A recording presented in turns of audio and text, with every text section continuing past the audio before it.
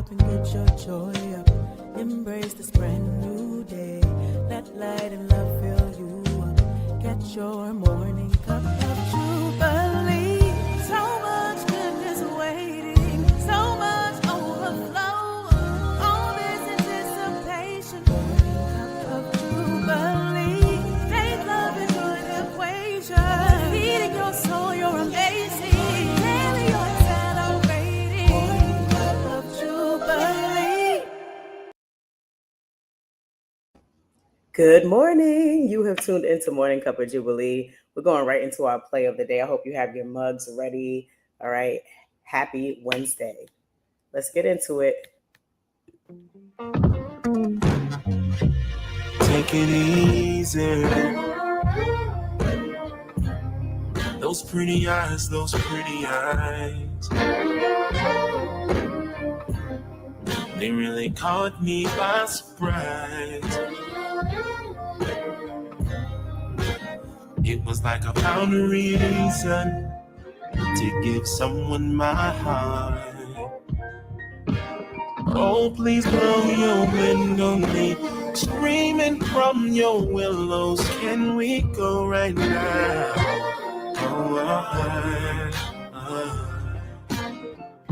And when I've gone too far, I'll pull over just to see you in the morning light where we can be brand new. My dear, the stars have made a path that led to you. So clear, we'll greet the day where our hearts can start anew. And we can do a few things. This feeling you give me is never televised.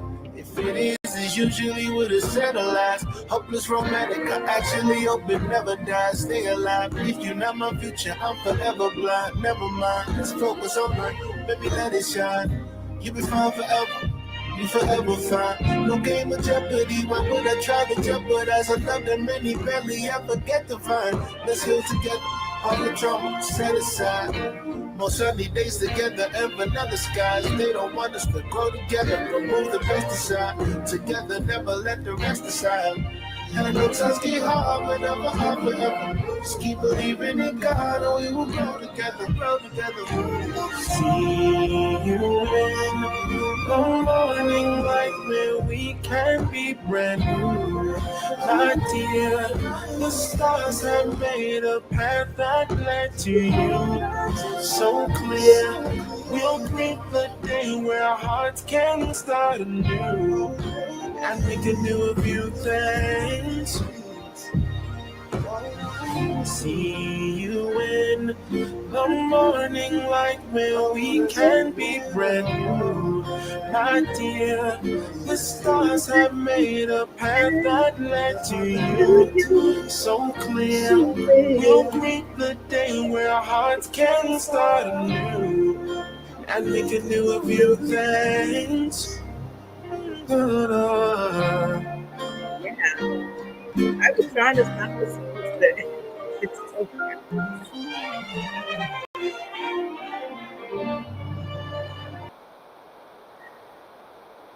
Listen, I be trying to just go in a little bit, share a little bit of these plays of the days, but they be so good. Look, this is, you're going to hear Meadow trying to get out my room, but she just gonna have to stay there and wait until I'm done doing the Lord's work. All right. Well, good morning, good morning, good morning, good morning. Welcome, welcome, welcome to Morning Cup of Jubilee. This is episode 30. Can you believe that? 30. Like, I'm so grateful to be here with all of you. And I have to say, I've been down. I was down with COVID, still recovering. Okay.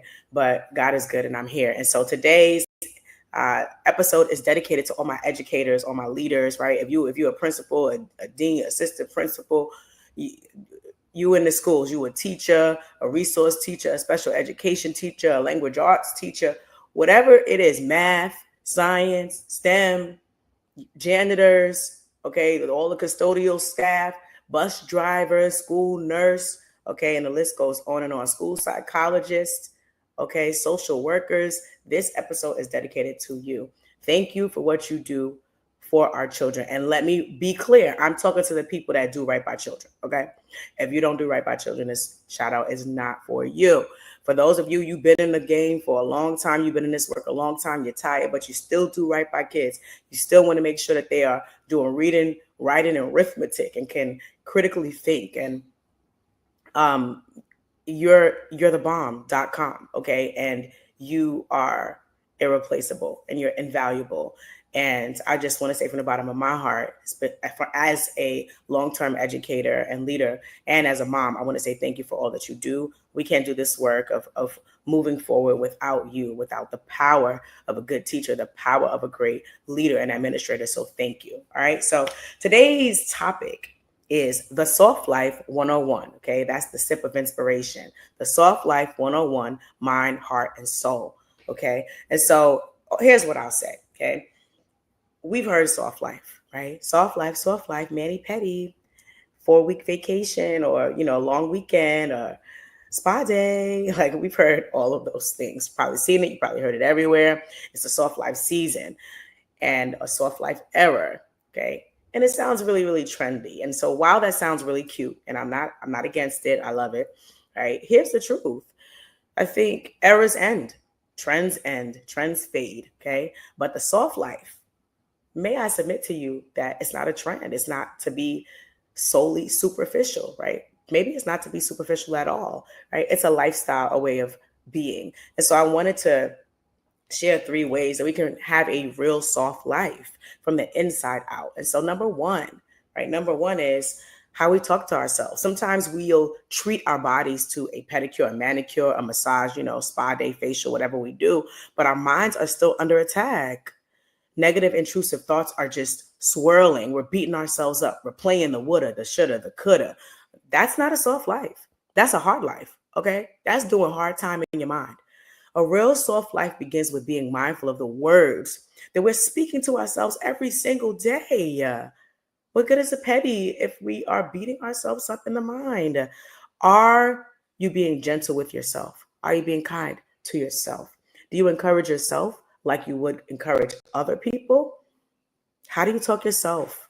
How do you talk to yourself, right? How you speak to yourself sets the tone for how you live, right?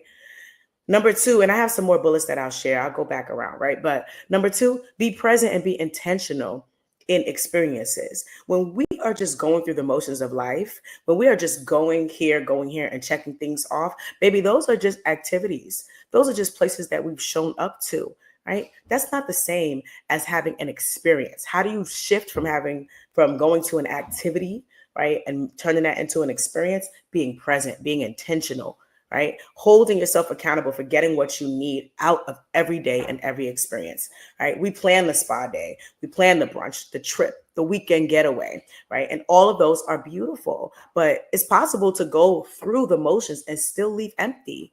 A real soft life is about being present enough to say, what do I need right now?